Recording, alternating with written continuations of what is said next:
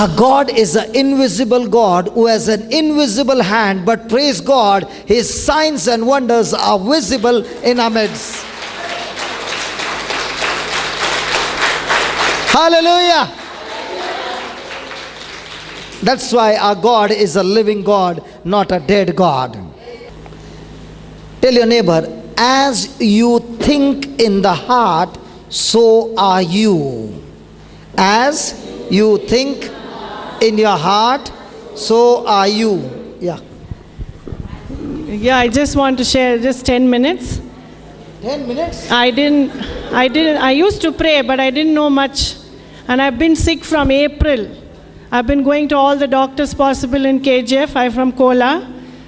I went to every doctor. They took scans, they took CT scans, they took all sorts of tests for me. And they said, oh, you got gastric, you got gastric. And I was just no sleep. I used to just cry in the nights, walking around my house alone. My husband is an alcoholic, of course, and he was not there to support and help me in any way. My daughter and me, she of course is only 9 years old. She would sleep while I walked. Till 3, 4, I would be just walking. My auntie came for one of Brother Johnson's programs in Bangalore. She brought me a CD of him.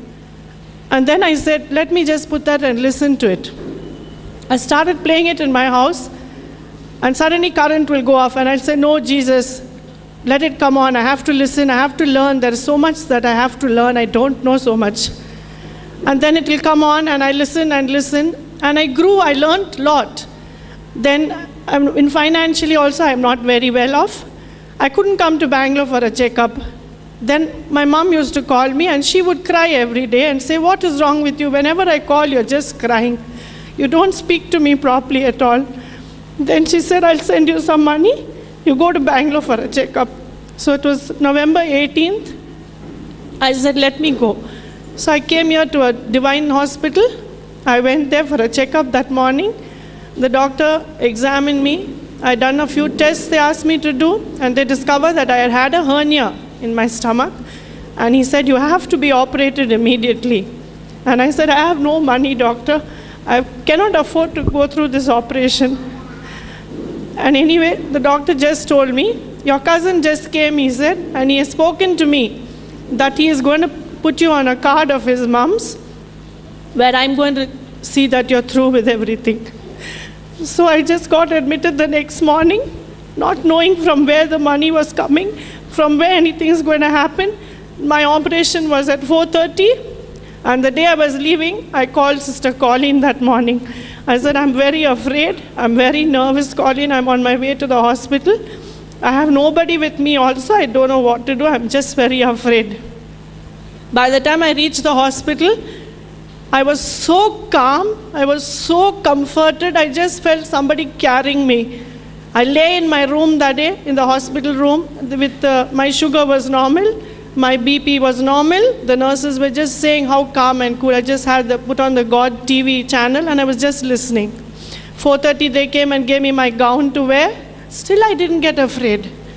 I just walked into the theater, and I just turned and looked around. I said, my brother was there, my husband was there, and my sister-in-law. And I just walked in, and I just lay on that table, and I just said, Jesus, I'm lying in your lap, Jesus. That's all. And I never knew what happened. I came out. I was in the ICU. They told me you have to be there for a day. I had no one to attend to me also, because everybody were busy working and there was no one with me. And just that day they were to shift me to my ward. And I was crying, like I said, I cannot even move. I said, I don't have anyone to help me, even to the toilet. How am I going to manage in my room? And really, the Lord broke that lift. And they did not shift me from the ICU to my ward. They kept me in the ICU for 3 days, till I was able to walk on my own to the toilet, until I was able to get up and take something which I needed for myself. So I said, thank you, Jesus. You have broken that lift, and they're not getting anyone to repair it, because here I'm getting attention from the nurses and everybody. And there I'll be alone in my room with no one to help me.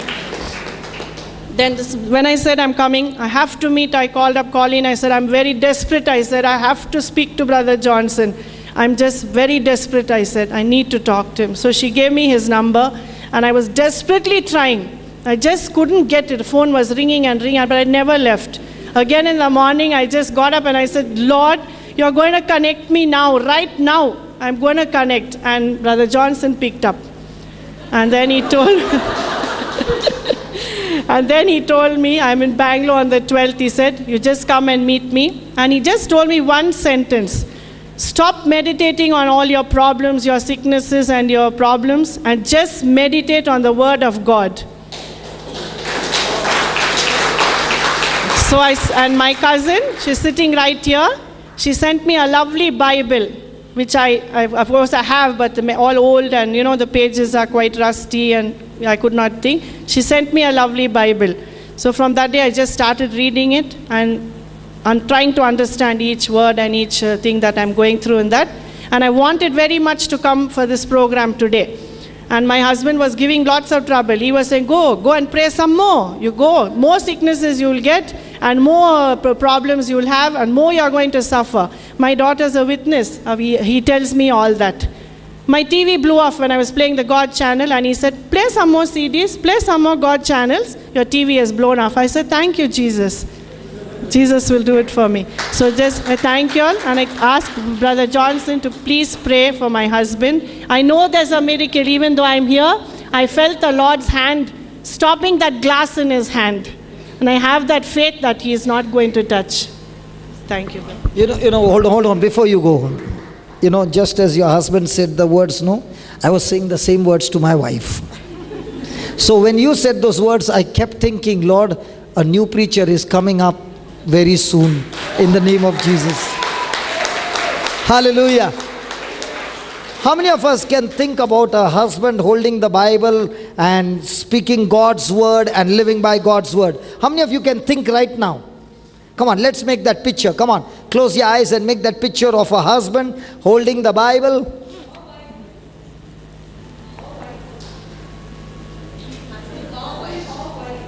Husband and wife, both of them holding the Bible and living by the word of God, and their child in between and having a wonderful, powerful ministry, and he sharing his testimony, what the Lord has done in his life. And he's walking with the word of God, and instead of the glass, he's holding a mic now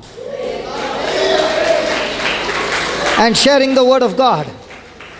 Come on, think that. And he's walking in love. And look at their marriage, totally blessed in the name of Jesus. We thank you, Father, for giving us such a powerful scripture. As a man thinks in his heart, so is he. Right now we are thinking in our heart, O Lord, that this family is a blessing wherever they go. And thank you for your mighty hand of blessing upon them. Lord, their finances have been blessed. Their jobs have been blessed.